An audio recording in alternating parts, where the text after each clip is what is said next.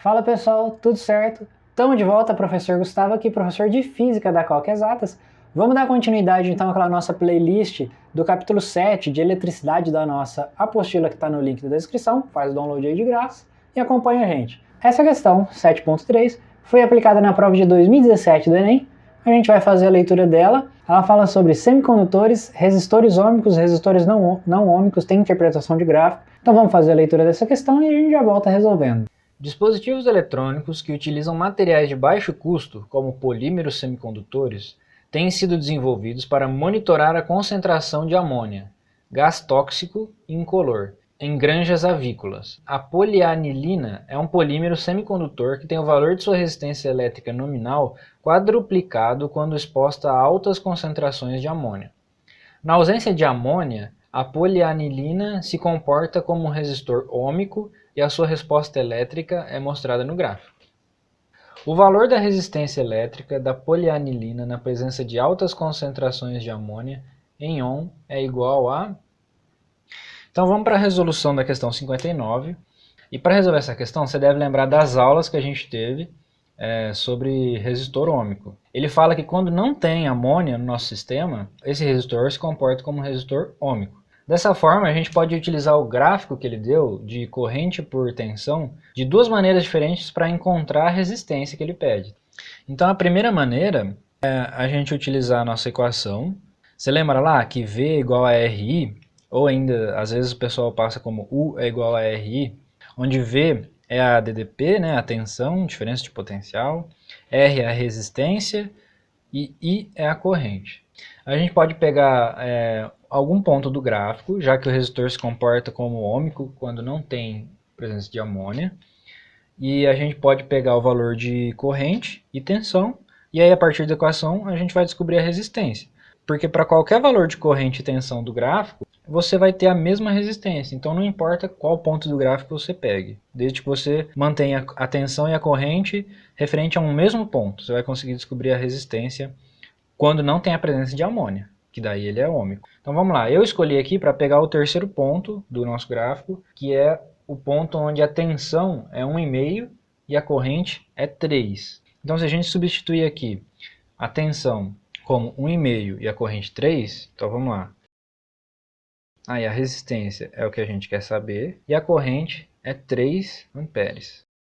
E aí, como a gente quer a resistência, o que a gente vai fazer? Isolar a resistência. Então a gente fica com 1,5 dividido por 3, que é igual a nossa resistência. Então quanto que dá 1,5 dividido por 3? Exatamente 0,5. Meio. 1,5 é metade de 3. Agora, qual que é a unidade de medida dessa resistência que a gente encontrou? Se você prestar atenção no gráfico, a corrente I está sendo dada numa unidade de medida de 10 a menos 6 ampere. Se você prestar atenção aqui, essa resistência, qual que é a unidade de medida dela? Se você olhar aqui que a gente dividiu tensão por corrente, então tem que ser volt pela unidade de medida, volt pela unidade de medida da corrente, que é o quê? 10 a menos 6 ampere. A gente vai ter que fazer uma brincadeira aqui com essas unidades de medida para chegar na unidade de medida correta da resistência, tá? Então, volt por ampere, o que é? Volt por ampere é ohm, beleza. E esse 10 a menos 6 que está embaixo, a gente vai jogar ele para cima, você lembra como é que faz isso? E a gente vai só trocar o sinal da potência. Então a gente vai ficar com 10 a sexta ohms. Então a nossa resistência, a gente chegou na resposta, 0,5 vezes 10 elevado a 6 ohms. Mas, lembra que eu falei que tem duas formas de resolver? Então vamos para a segunda forma, antes de a gente continuar com a nossa resolução. Beleza. A nossa segunda maneira de resolver isso e achar a nossa resistência quando não tem a presença de amônia é utilizando a inclinação da reta do gráfico.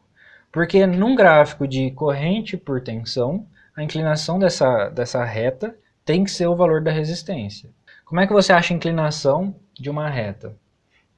É a variação no eixo x pela variação no eixo y. Por isso que eu coloquei aqui ΔV, que é o nosso eixo x, por ΔI, que é o nosso eixo y, tem que ser igual à inclinação da reta, que é a nossa resistência.